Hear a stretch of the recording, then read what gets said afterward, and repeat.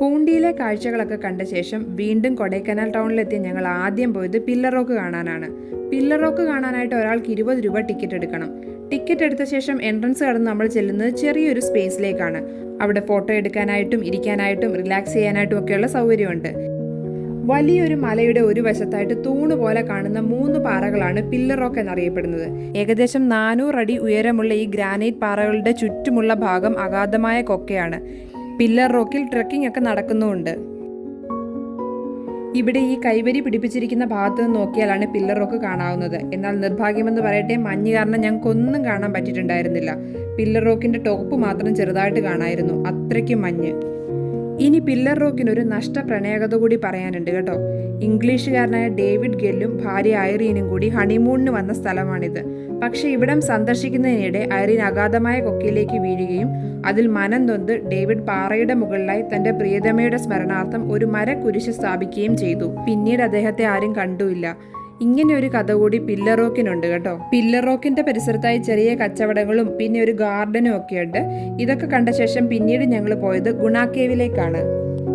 ഗുണാക്കേവിലേക്ക് പോകുവാനായിട്ട് ഇതുപോലെ പുതിയൊരു എൻട്രൻസ് ഒക്കെ പണിതുകൊണ്ടിരിക്കുകയാണ്. ഇവിടെയും 10 രൂപ ഒരാൾക്ക് എൻട്രി ഫീ ഉണ്ട്. ടിക്കറ്റ് എടുത്ത ശേഷം ഒരല്പ ദൂരം നടന്നിട്ട് വേണം ഗുണാക്കേവിനടുത്ത് എത്താനായിട്ട്. പോകുന്ന വഴി എന്ന് പറയുന്നത് പൈൻ ഫോറസ്റ്റിനുള്ളിലൂടെയാണ്. കൊടൈക്കനാലിലൊക്കെ ഒരുപാട് മലയാളികളെ കാണാമെങ്കിലും ഏറ്റവും കൂടുതൽ മലയാളികളെ കണ്ടത് ഈ ഗുണാക്കേവിന് അരികത്തായിട്ടാണ്. കാരണം കൊടൈക്കനാലിൽ ചെല്ലുന്ന ടൂറിസ്റ്റുകൾ ആരും, പ്രത്യേകിച്ച് മലയാളികൾ, ഗുണാക്കേവ് കാണാതെ തിരിച്ചു പോരാറേയില്ല. എല്ലാവരുടെയും മെയിൻ ഡെസ്റ്റിനേഷൻ എന്ന് പറയുന്നത് ഗുണാക്കേവ് തന്നെയാണ്. പ്രത്യേകിച്ച് മഞ്ഞുമൽ ബോയ്സ് സിനിമ ഇറങ്ങിയതിന് ശേഷം ഗുണാക്കേവ് കാണാനായിട്ട് തന്നെ കൊടൈക്കനാലിൽ പോകുന്നവരുമുണ്ട്. ഈ പടർന്നു കിടക്കുന്ന വേരുകളാണ് ഗുണാക്കേവിന്റെ മെയിൻ അട്രാക്ഷൻ എന്ന് പറയുന്നത്. ഇവിടെ വന്നവരെല്ലാം തന്നെ അതിന്റെ മുകളിലായിട്ട് നിന്ന് ഫോട്ടോ എടുക്കാനായിട്ടുള്ള തിരക്കിലായിരുന്നു. പലരും പറഞ്ഞ് കേട്ടിട്ടുള്ളതുപോലെ തന്നെ ഗുണാക്കേവ് എന്ന് പറയുന്നത് എന്നെ സംബന്ധിച്ച് എന്തോ ഒരു നിഗൂഢത നിറഞ്ഞ സ്ഥലം തന്നെയായിരുന്നു.